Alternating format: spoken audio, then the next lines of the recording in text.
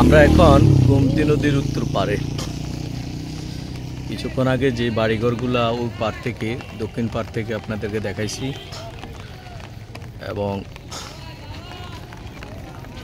এখন সেই আমরা গোমতীর উত্তর পাড়ের বাড়িঘরগুলার সামনে আছি।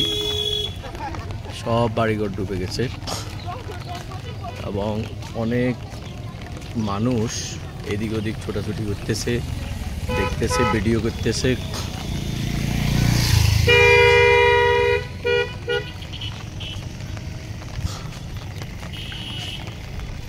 এই যে আমরা গোমতীর ওপার থেকে যে ঘরটা দেখেছিলাম অনেক দূর থেকে, এখন আমরা একেবারে এই ঘরগুলোর কাছে আছি।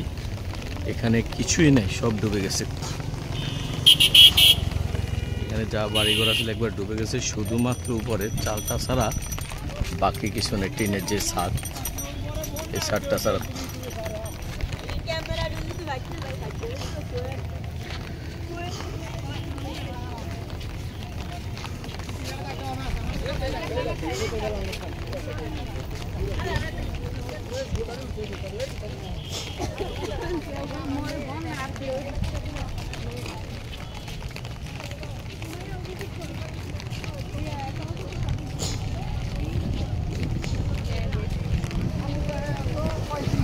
একেবারে কাছাকাছি ওই পার থেকে যে ঘরটা দেখাইছিলাম।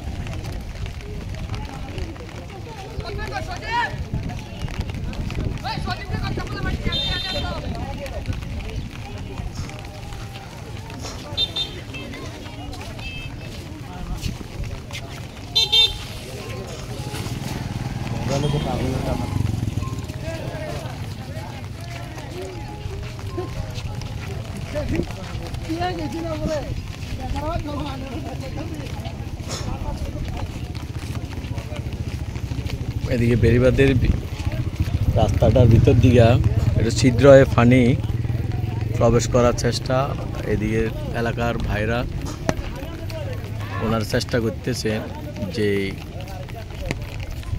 ছিদ্রটা হয়ে পানি প্রবেশ করতেছে বা বাইরে হইতেছে, এই ছিদ্রটা বন্ধ করার জন্য নিচ এলাকাতে যেন পানিগুলো প্রবেশ না করতে পারে নদীর।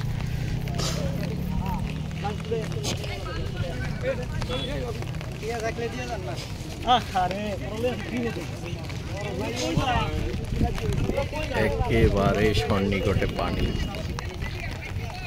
এই পানি যদি আরো বাড়ে তাহলে নির্ঘাত দুর্ঘটনা থেকে আল্লাহ ছাড়া কেউ বাঁচাইবার মতো নাই। দূরে দেখতেছেন গাছগাছালি, ওখানে যে ঘরগুলা ছিল সব ডুবে গেছে। ওখানে আর কিচ্ছু নাই, কিছু দেখা যাচ্ছে না।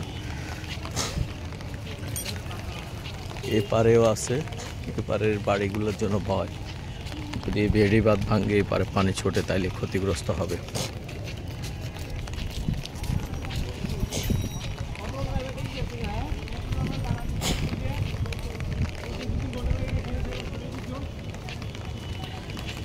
সবাই চেষ্টা করতেছে বেড়িবাঁধের পাশে যেন বেড়িবাঁধ না ভাঙে।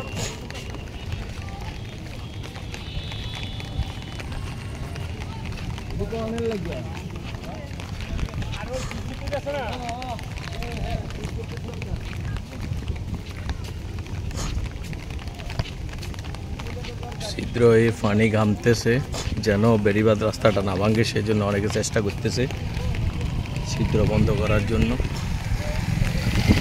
অনেক দূরে দেখেন ওই পারে নদীর দক্ষিণ পারের অবস্থা।